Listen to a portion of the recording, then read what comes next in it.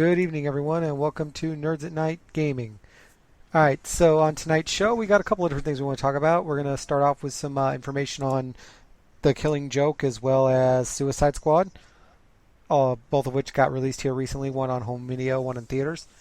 Also some information about Pokemon Go and some of the clever, we'll call them, ways people have come up with to cheat, and some of the new things that have been added to the game in the recent updates that have caused some fanboy backlash. And that's in addition to some other information, such as Game Boy turning 27 this last week, as well as some other interesting facts out there in the world of gaming, including indie gaming stuff.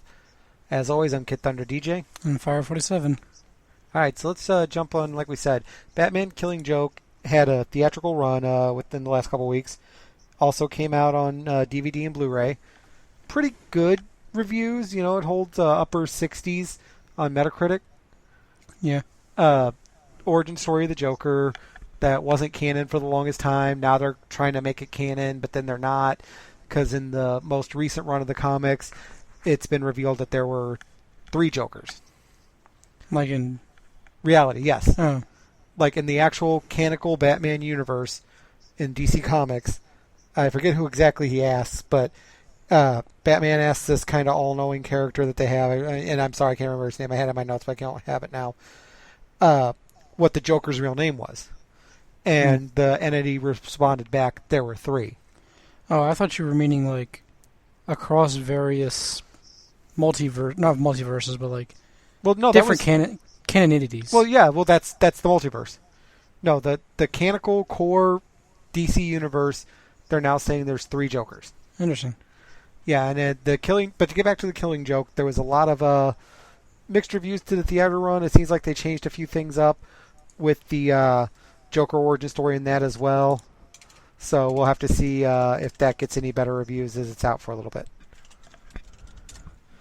So anyway, moving along now, we're going to also talk about the Suicide Squad that came out this week, or comes out this week, depending on when you pick this up. Right. And wow, what a storm. Right. This has released some pretty negative reviews, which has also led to some hilarious responses by the fanboys that cannot accept that it's bad. Well, I mean, this is the same problem that Man of Steel had. We waited so long for a superhero or a Superman movie that, god darn it, we were just going to like it. And everybody who waited and waited and waited and was there opening night to see it, it could have been Superman taking a dump for 2 hours and they would have raved about it. Probably. Because you put so much investment in it as a fan. Right. And as time, went out from that for Man of Steel, its replay value dropped dramatically, and people who started out really liking it weren't able to watch it on video because all of the flaws were very front and center. Yeah, that makes sense. So it was kind of the same thing with Suicide Squad. Now, first you had, what was the group? You had brought this to my attention that wanted to get Rotten Tomatoes shut down for all the negative reviews? It was just some random fans that signed some petition. Oh, yeah. Okay, I thought for some reason there was a very specific group behind this. No, it wasn't a specific group. It was just fans that wanted to petition to get the Rotten Tomatoes page shut down. Yeah, because that'll work. Right. You see, and it's so funny what Rotten Tomatoes has evolved from, because, kind of going back to when it first came out, it was just supposed to be a place to bitch about movies. Yeah. And now it's really gotten serious reviews, to the point now where movies that maybe didn't come out to the strongest opening will use their Rotten Tomatoes score to help get people in the door. John Wick, when we bought it on, Blu-ray, it had said, it had X number rating on Rotten Tomatoes. It was certified fresh, as they call it. Right. Which was cool, and I'm glad that there's a more viable tool out there than some of the more traditional methods for reviewing films. Not to say that you shouldn't check out podcasts like Real Spoilers. But, it is what it is. And to not get too far off topic of the actual Suicide Squad, some of the reviews I read is that it was very sloppy. There seemed to be a lot of clear points where rewrites had happened and reshooting, which I do remember stories about that a few months ago. And a very interesting article that I kind of thumbed through about, did the negative backlash from Batman v Superman spook the studio into changing things. No, like, I understand possible. Jared Leto's Joker role was actually surprisingly minimal and wasn't well received. That's one of the biggest sticking points. Yeah. I mean, he tried to make the character his own, and I applaud that, but you are coming on the heels, no matter how many years it's been, you're coming on the heels of the best performance of the Joker. Right, Heath Ledger's. Yes, I mean, that blew everybody else's away. It was modern. It fit the character still. And while you could kind of make that argument about Jared Leto's character, especially that it was modern, it just wasn't the Joker. It doesn't compare. Right. It was not the Joker we could have had in the cinematic universe for DC Comics. Right. I was frankly never that not that interested in the movie. The Joker never appealed to me in this design, so it seems like it isn't appealing to others now either. Right. He kind of reminded me of all the over neoned gang members in Batman Forever. The very campy gang members that all look like circus rejects that Chris O'Donnell starts fighting in the alley once he figures out that Bruce Wayne's Batman and he steals the Batmobile. It's like that's kind of what felt like they were doing with this Joker, but instead of fluorescent face paint, it was just tattoos, and it was just very not the character. Yeah. And, hey, applause to him for trying to make it his own. I am going to probably see the movie at some point. It isn't going to be in theaters, but I'll probably catch it on demand or something, and I'll give it a little more fair assessment then. Right. But anybody who is kind of curious about it, it seems like you should wait. But we'll see what happens. Sure. All right, so let's get off Suicide Squad because that's too much time to donate to something that sucked. Yeah, because there's nothing else. And, we're talking about movies because there's nothing out in gaming this week. Yeah, nothing's released. Yeah, there's nothing a little good. bit of news, then that's about it. We'll cover some of that later. Yeah. So, moving along, and speaking of gaming, Pokemon Go. Now, we've really not hammered on this in the last couple of shows because I'm not a hater. I play it. I'm not a obsessed person who goes to meetups people post on Facebook we're going to have all of our lures here and try to catch, or we're all going to meet here on this team and try to take the gym. I play it. If I catch Pokemon at work or walking around or whatever, great. If not, that's fine. But man, this week yeah, I myself am not that much. I haven't gotten into it. I mean, I'm not against it. I just haven't gotten into it. Well, you're against physical activity. Yeah. I mean, of any kind. If it doesn't involve you and your notebook, you're out. So, if they put it on your notebook, you'd be playing all the time. Actually, still probably not. No, I know. You've never been the biggest Pokemon fan. And I kind of feel like you're almost regretting of that, because it's I'm not against the series, but for the longest time in the earlier years, I never had the handhelds that they corresponded to. They certainly did, and we'll actually talk about that later when we talk about the Game Boy turning 27 this year. But right. The funny thing is when the game first came out, there was these little footprint icons next to Pokemon in the area that are supposed to give you an idea of how far away Pokemon were from you. Kind of like a Marco Polo type system. Right, system, and you can kind of use it to track them and find them, which led to tracking sites, which led to Nintendo getting butthurt, and they took it out. Well, they didn't just take it out. There was a glitch recently where it would start with 3 footsteps, it would go to 2, and then to 1 when you're getting closer, I think that's the order. And there was a recent glitch where everyone was stuck at 3 steps. It wouldn't get any closer no matter what. Right. And when they did the recent update, they completely got rid of the tracking. Well, they did, and they did that in conjunction with shutting down a lot of these tracking sites. And completely crippling their players. No. Not crippling, I shouldn't say. But no, it's back to what it should be. It should be this notion of, yeah, there may be Pokemon possible in the area, but it's still totally random, which is, kind of what the game was. It's not exactly that, because there's specific spots that Pokemon will come to, or spawn at, and they're only there for a limited time, and having nothing, not even in-game stuff that they supply in the first place, to find them... Well, I mean, you still have a marker of what's in your area. It's just this list, isn't it? Well, yeah, but it's still what's in your general vicinity to know what to expect. Isn't it good? I mean, it's not as detailed as the footprints, but if the whole point of this game is to get out and move around and explore, get out and fucking explore. Because you'll find this. You'll find them. Trust me, they're there. Believe me, Rattatas attack me every time I take a 3-foot movement from anywhere. 2 or 3 Rattatas pop up. So it's like, People are they're there. Beat you up over that pronunciation. I know. It's like, it's Rattata. I'm like, I call it anything but that because I'm tired of seeing them. Them and Pidgeys, they can both just ride on because it's all I see. Yeah, that's kind of the common meme going. Not even meme, but the common problem. Well, yeah, they're going around is just that they're common. They're early Pokemons in just about any version of the game. Yeah, that they're in, I should say. But anyway, but I mean, I get trying to explore for them, but I still understand like why people are miffed about this. Like getting rid of the tracking sites is one thing.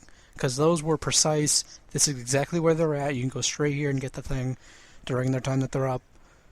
I can understand getting that, but getting rid of that at the exact same time as you get rid of your in-game tracking thing is kind of a dick move. Because when your area to find a rare Pokemon is a good 100 yards, give or take, what the hell? What the? Sorry about that. Stupid ad. I was getting our next story ready and. What the? Gotta love those ads. Yeah, really. Where they do everything out of the way to avoid your mouse. Anyway, So yeah, there was a nice advertisement there for you. Buy whatever that product was. Maybe they'll give us some money. And there's you know what? I'm just gonna screw it. What the? Oh, I see. That was the trailer for We Happy Few starting. For some reason, it just decided, I'm gonna go ahead and go now. That's another little thing we're going to talk about a little bit later, but right. We'll get there. Hang on, we have a few. And if you guys knew what we had to go through just to get this recording started, it has not been our day technology-wise. Right. Which is really sad because I'm an IT person. But let's put the final finishing notes here on Pokemon Go, which is clever ways people have come up with to cheat. Well, yeah, I was also going to say, I'm sure they're still working on fixing the tracking. No, they're not. They don't want that. Their claim is they took it out because it's distracting and not effectual. That is their way of saying this is not coming back. No, I'm pretty sure they've said that they're working on this, and it was just they don't have good PR rep, I think is the term. Well, Nintendo doesn't because they don't care. Or Niantic. Niantic's the same way. Yeah, that's actually something a lot of people need to make sure they realize is Nintendo has no ownership in this game. They own the characters, but it's a totally licensed game. They don't. Yeah, and they're going after which caused a huge drop in their stocks when they announced that because their stocks jumped up super huge when this game got popular. Well, and of course, it's still his. It's still his, but it's going back down now. Well, it's going back down because you have to be careful because if I let you believe information about my stocks that aren't true, you can get in trouble for that as a business. So they had to come out and say, whoa, if you're buying our stock because of Pokemon Go, we just licensed it. We don't have any money you spend on that game, anything on that.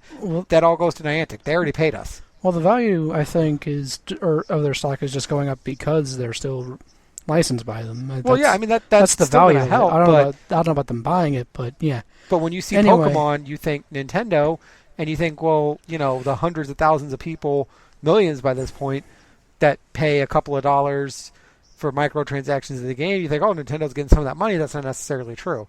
And Nintendo had to make sure they were clear about that, so they wouldn't get hit with regulatory violations. Yeah. So anyway, but yes, people are accurate on who they're going after. They've been straight after Niantic, not Nintendo in general. Well, anyway, that's not what I'm talking about, though. I was just talking about who owned the game, not who's getting the blame. Yeah. But we're putting too much time into this already. Yeah, so we need to move on. I want to get to this last part so we can move on. So, clever ways people have found to cheat at this game. Obviously, there were the geo-mapping sites like that showed you where to find Pokemon. Those have been shut down. But there are people who have gone so far as to run virtual versions of the Android OS. There's a certain developmental version of it out there that you can tweak the GPS settings. So literally you sign in with your Google account and you set it all up on this machine, virtual machine on your desktop, and you just keep tweaking the GPS settings to be in different places. You can hit every Pokestop around you in a matter of seconds. You can make it seem like you've gone, all of the kilometers you need to hatch eggs. And I've heard crazy things like that. People were offering to be paid to drive people slowly enough around to get traction, or I guess traction, or whatever you want to call it, movement in the game. Yeah, to get their distance. Because yes, if you go over a certain mile per hour, I'm guessing they lock out it your doesn't travel count. distance, probably because they realize you're driving. Right, and there's people that are like, if you pay me, I will drive you around slow enough that it'll work. Right, which And I mean, whatever. people are going to do what they're going to do. Yeah, well, yeah, people are going to do whatever they can so that they don't have to actually work at this. Because 10 kilometers is not a short walk. Oh yeah, I mean, And that part I like, can kind of get. Some of that's a little bit I excessive. sort of say, I think as the game progresses, you hit like 20 or 25 km ones as well. Also, by the way, do not do the microwave trick. That will kill your phone. Oh, So, there was a meme going around that I'm guessing some people, because people are stupid, actually did. followed where they're I think like, I saw oh, it. just put it in the microwave and turn it on. And the here's how rotary much dish will turn time. it. Right, the rotation dish will count for movement. And people, of course, when they go to, let their dogs outside to play, will attach their phone to their collar, because that's safe. Right. Run around, turn, and it just slings off the collar. Right. Or, dogs aren't known for Or throwing it on whole their head. ceiling fan. Which I feel like that'd be too quick. Unless Right. I did it really low. Anyway, yeah. Stupid theories, or not theories, but tactics people to cheat. Right. Yeah, there's people putting it on their dogs. People using drones to fly. Oh yeah, their- drones is a fun one. Yeah, yeah. I mean, using if you've got the drones to buddy fly for a their phone. drone, do whatever the hell you want. I mean, yeah. I mean, the drone, at least you could, if you're a smart enough flyer, could do whatever you need to keep your phone safe and secured on your drone while you fly it to all the different spots. And I think there's some drones that have like actual phone slots for like videotaping and things like that. Right, too. and I'm sure they are out there. So it's probably just modified that to the game. Right, and then there's also what I think is probably the biggest dick move one I've seen. When you take a gym and you leave a Pokemon there, you get every about 25, 30 minutes a bonus for defending the gym. So you wait when you know somebody's taking a gym because you're watching the prestige go down. Most of the time, the person who takes out the gym doesn't have any healthy Pokemon because you can only add a Pokemon if it's full health. Right. So while they're busy trying to heal and get a Pokemon ready to go, you slide in when you see the gym turn white, drop your Pokemon, immediately go in and claim the first reward, and then even if you don't end up holding the gym, you got a reward for no work. Yeah, that's a dick move. It is. And I've done it, and I don't care. Not surprising. I felt a little more justified because I took and lost that gym about 5 times in a row because there was, me against about 3 or 4 players from the other gym color. So I was like, all right, this isn't going to work. I'm going to do this and get my bonus and leave. All right. Goodbye, guys. Right. Even one of them was sitting right next to me. Well, actually, it was me and the wife. So she plays too. So it was this kid who was just glaring at us because he had figured out we were playing against him, and his buddy and our buddies or family or whatever. They were at the table next to us at dinner. It's hilarious because it's like, dude, what the hell? I outsmarted you, kid. Yes, I am happy about the fact I outsmarted a probably 12-year-old. Because hell, if he's using a cell phone that efficiently, then he's smart enough to get outsmarted. And yes, that makes sense to me. Anyway, that's enough of Pokemon. Let's move on because this is getting depressing. So as I said earlier, the Game Boy turned 27th back at the end of July. 27 years, and that was one of my first game systems that was just mine. I had sisters growing up, so we had to share the Nintendo. And then my mom split from that guy because they were my stepsisters, actually. And I ended up with a Game Boy. Kind of my severance package from that deal. This is right before my mom got with your dad. Yeah, I didn't realize the Game Boy was quite that old. I didn't realize it was 7 years before me. Yeah. Interesting things about it. There was... And this list actually came out when it had turned 25. So there's probably more tips. And I'm not gonna hit everything on here because some of it's kind of duh, but it's some of the more interesting things, such as most of the people obviously who bought game systems, especially back then, were men, but the Game Boy was one of the first ones that had a large female player population. Nintendo claiming that at the peak 46% of Game Boy users were female. Impressive. It was, and it makes sense because, and this ties into some of the other points, the Game Boy had games that could be just as in-depth as some of the console games. Zelda is a long game. Yeah, for sure. Uh, I remember playing Mario's that a one fairly super long late game. at night. Yeah, Mario can be. Yeah. Especially Mario World 2 on there. And then, of course, we wouldn't have even had Pokemon Go to talk about without the Game Boy because that's where It the started. system had debuted. No. And believe it or not, a lot of people think that there was only two-player multiplayer games out there with one link cable. They sold different versions of link cable, and there was even a game that had up to 16 players through triangulated Really? cables. Wow. And the system was incredibly easy to code for because it used the same controller setup as the Nintendo. Same button style Yeah, and two same button buttons. inputs. So it worked really well.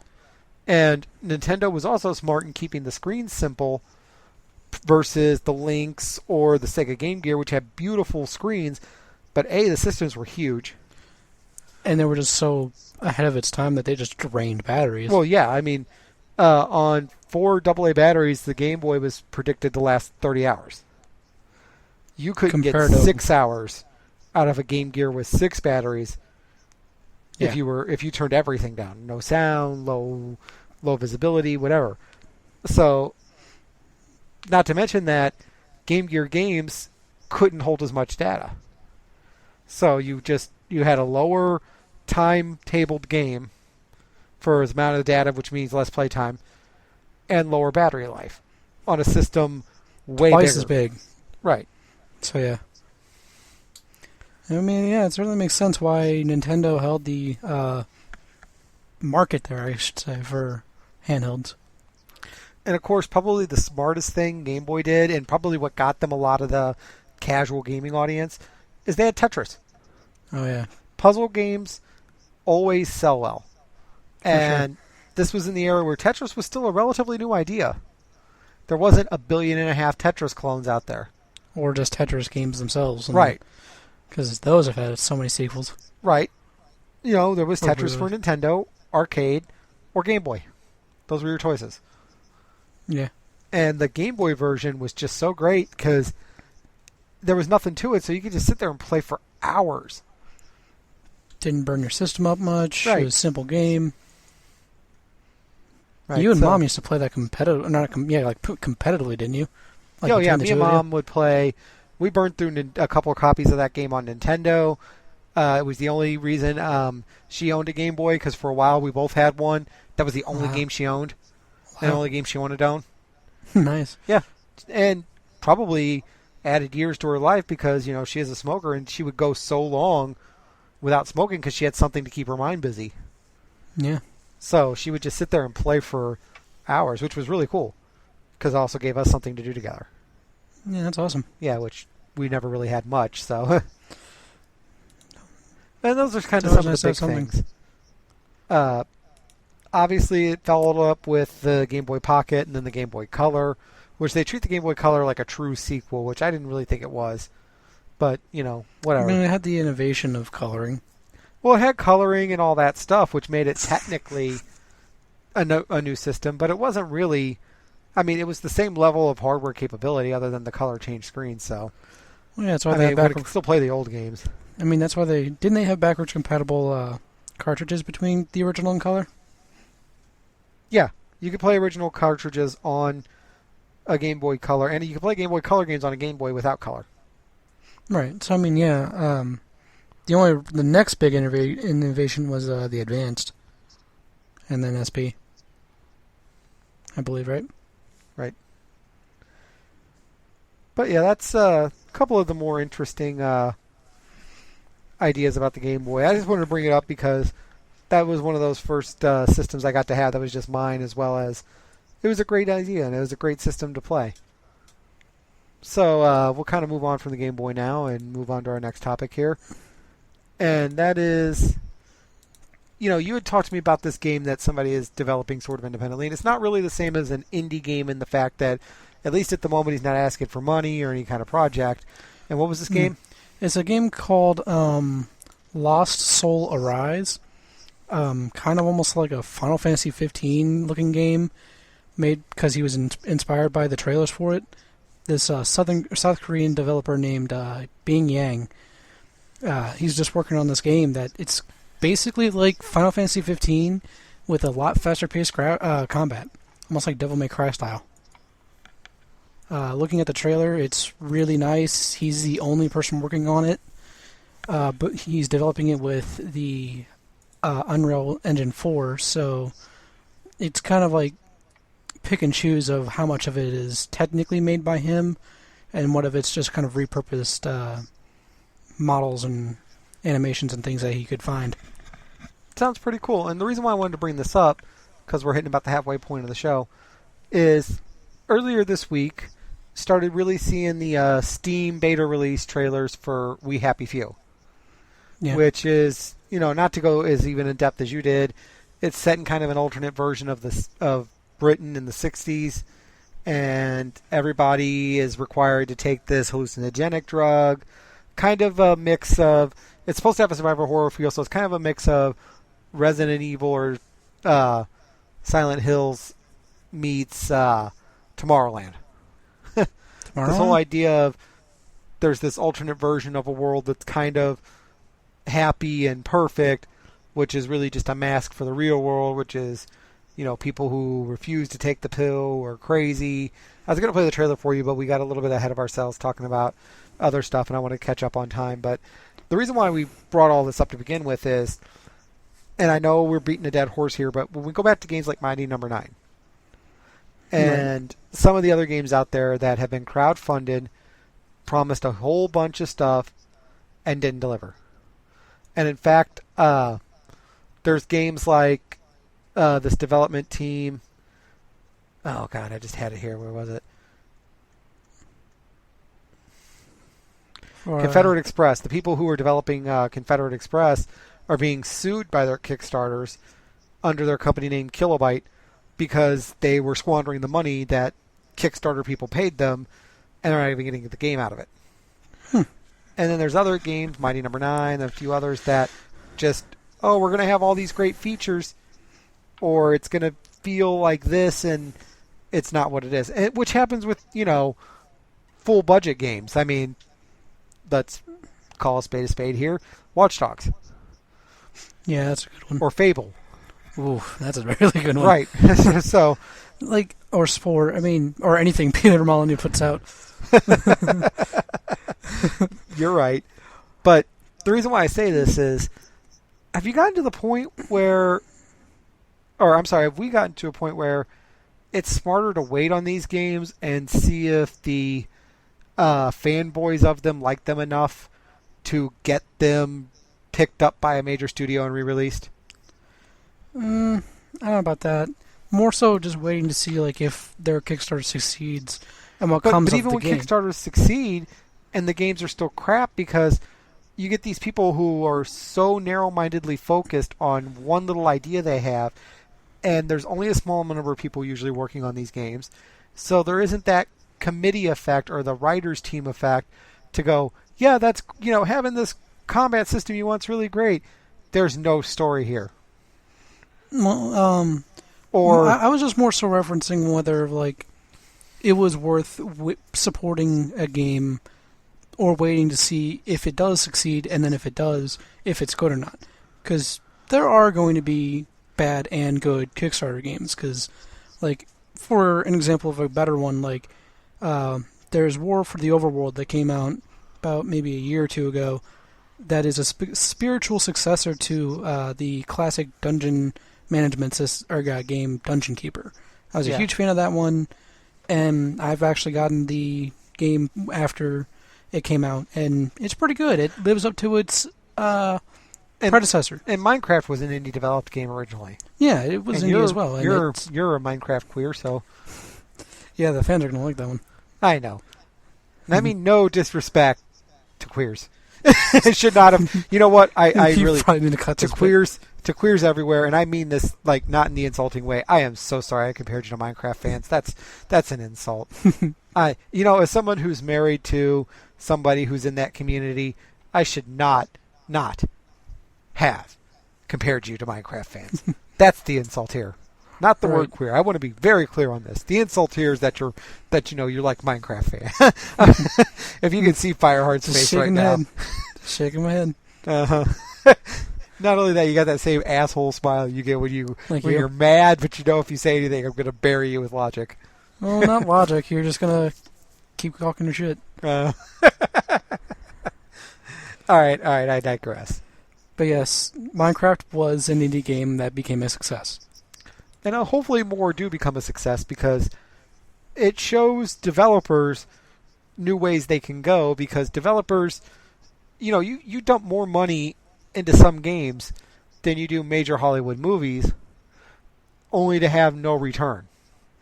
The game sits on the shelf and takes a beating right away, which is almost worse than a flopping movie, because flopping movies still have rentals and on demand. And opening movies And- or opening weekends that at least get something back. Right, other merchandising, which technically games have some of those roads too, but not as many.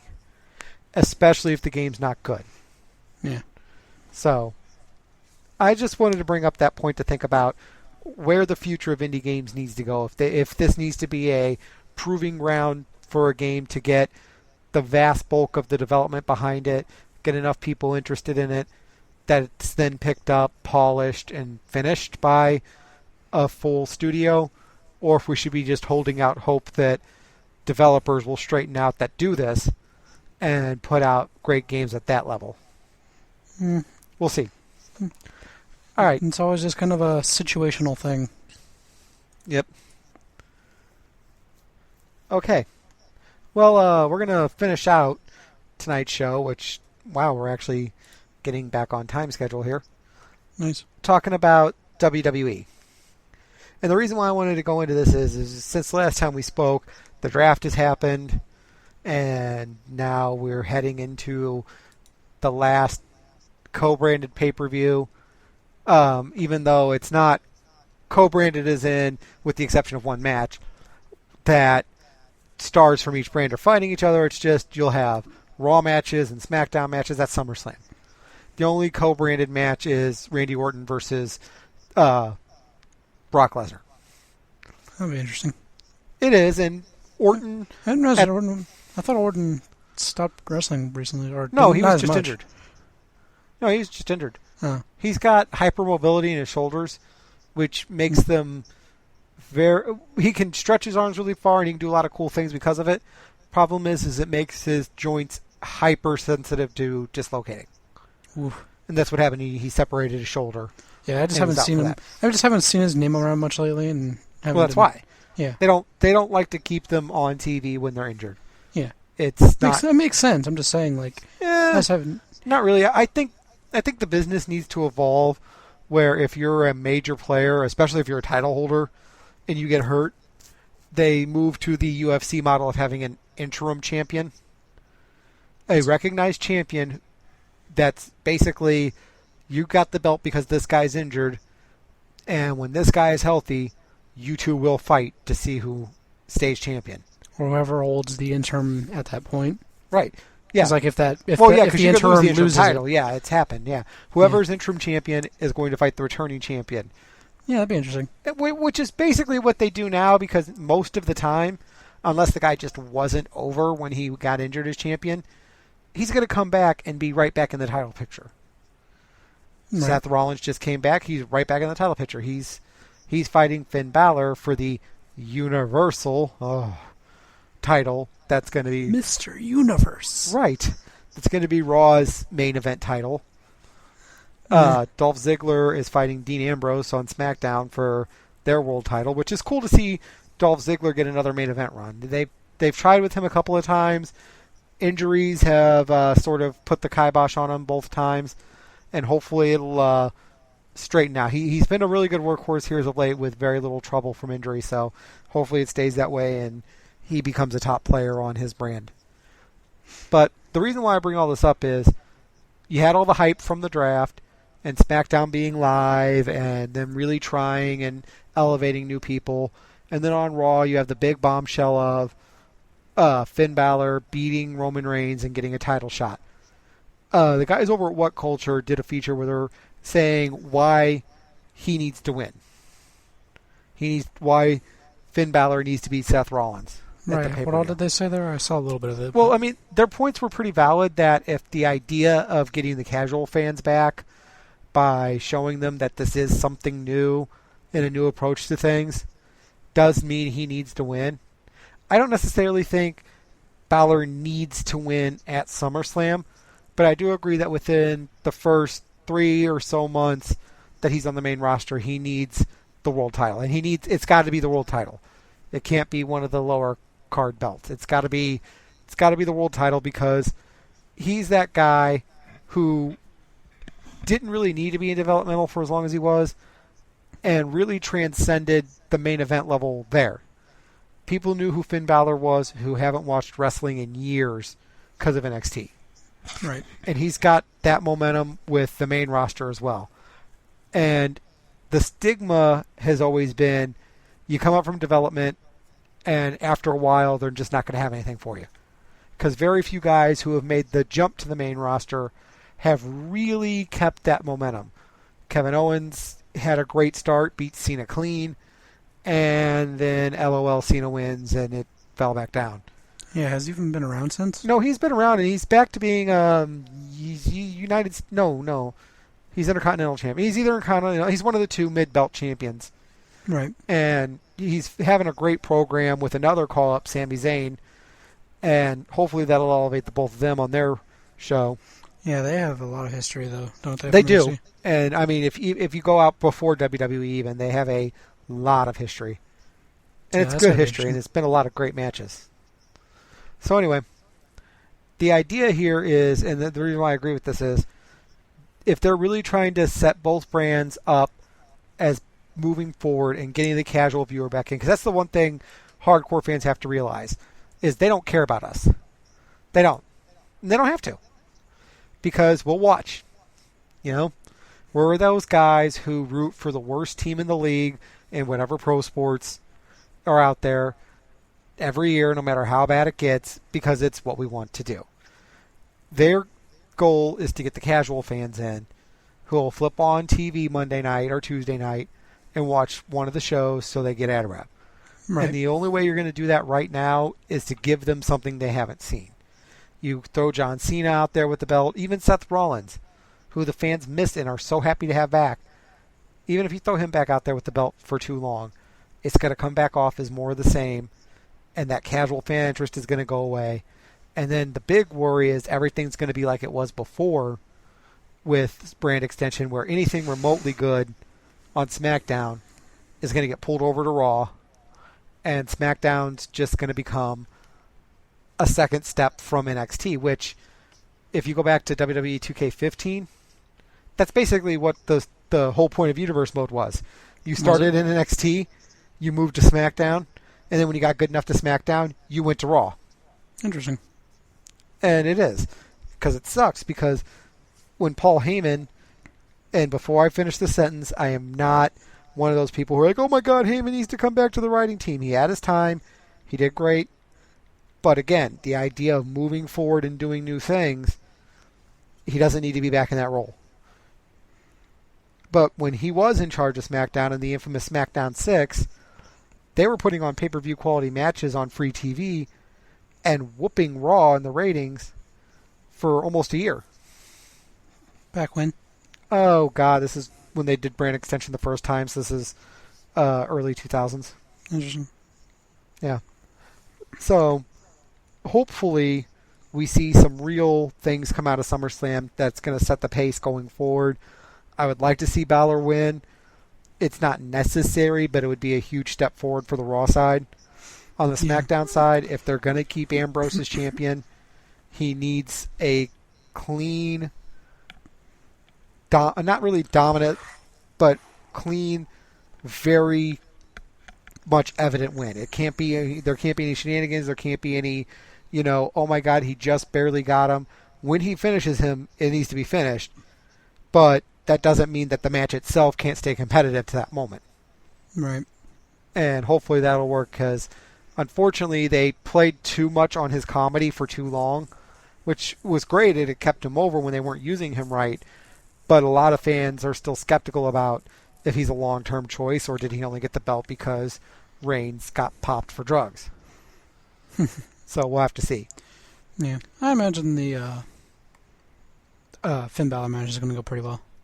Oh yeah, that's definitely That's going gonna to be be the the match highlight. itself is going to be great. You're going to have two of the best workers in the company today going at it full force. And Finn Balor's not a stranger to large shows.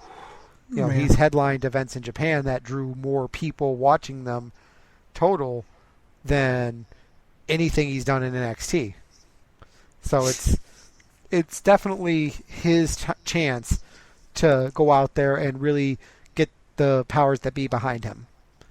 And they really need that new thing that the casual fans haven't seen to keep this whole brand extension thing going.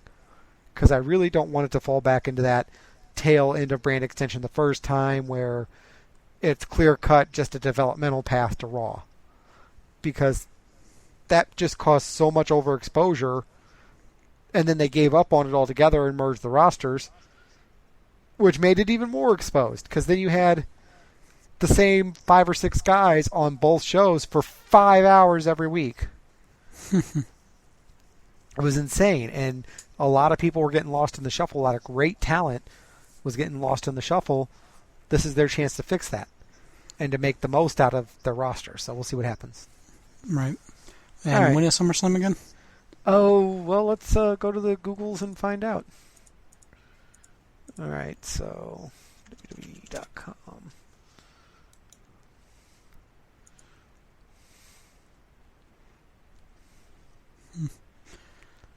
August 21st. Okay, so we got about 3 weeks. A little under 3 weeks. Yep. So another interesting thing to see is where NXT goes from here, because a lot of their top talent's gone. Yeah, they sent a lot of people up. They did, and they're Shinsuke teasing Bayley going to the main roster. She showed up at Battleground to tag with Sasha Banks. That's not apparently that's not an official call up. She's still advertised for NXT shows and not advertised for either Raw or SmackDown yet. There's also rumor that SmackDown's going to have its own women's championship, and there's going to be unique titles to both shows. I think that's a mistake to have an already thin roster split between 2 shows, and that's the female roster, and then have a title on each show. Yeah. I really think if they were going to have the Cruiserweight title be exclusive to Raw, they needed to have all of the women wrestlers on SmackDown and have the women's title exclusive to SmackDown. Because you also get a guaranteed pull from people who like women's wrestling on one show and a guaranteed pull from people who like Cruiserweight wrestling on the other. Right. And you could have probably also did the same thing with the tag team division, which would have been a great filler for Raw as well, with it being 3 hours. And you have that differentiation in shows to keep people interested. But we'll have to see how they do it. They can certainly pull it off, but I just see it being so many, people they have to have on the roster.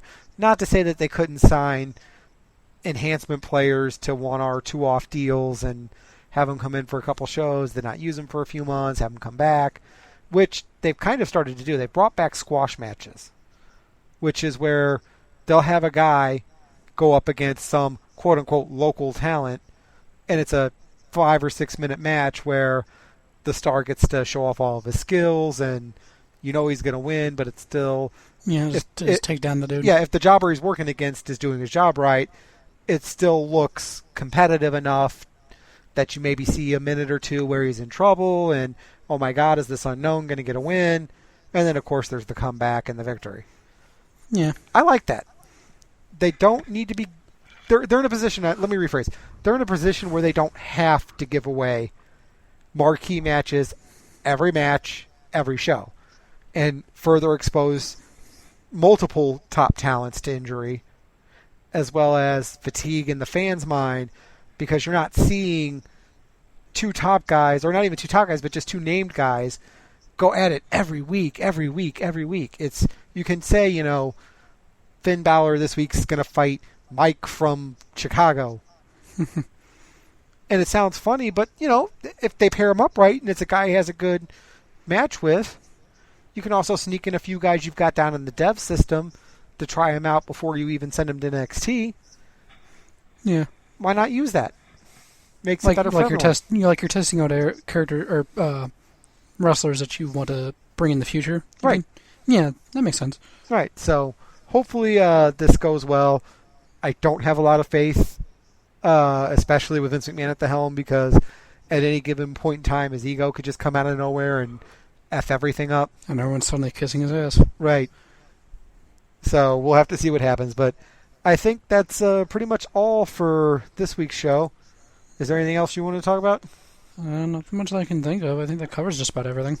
All right. And when is Ruby's Volume 4 due out?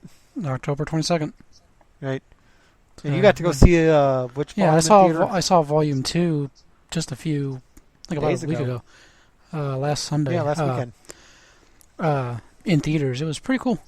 Nothing a lot was that shown. No previews of the next volume or anything.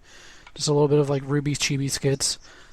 But they announced that the Volume 3 one will be in early October. All right, cool. All right, well, that's it for this episode of Nerds Night Gaming. I'm Kid Thunder DJ. And Fire 47. I know we had talked about Real Gamer Girl 101 being on. Unfortunately, her work schedule didn't conflict, or had a confliction. So hopefully we'll be able to catch her on the next one. Till then, you guys have a good day, and we will talk to you again soon. Have a good night.